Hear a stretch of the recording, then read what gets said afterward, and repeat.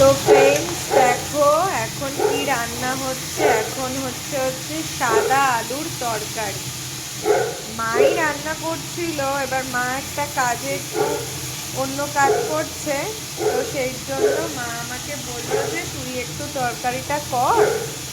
আজকে যেহেতু অমাবস্যা আর আজকের দিনে আমরা একবেলা ভাত আর একবেলা চালের জিনিস খাই না, আমরা রুটি লুচি পরোটা যেটা খেলাম এর মধ্যে একটা খাই, চালের জিনিসটা খাই না। তো মা আজকে করবে হচ্ছে পরোটা, আর আটার পরোটাই খাবো, ময়দার না।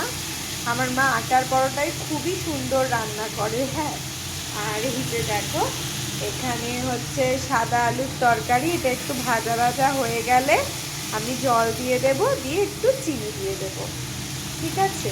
আর এটার মধ্যে হলুদ যাবে না, কারণ এটা তো সাদা তরকারি হবে, হ্যাঁ, তাই জন্য হলুদ দেওয়া যাবে না। তো এই যে এখন হচ্ছে,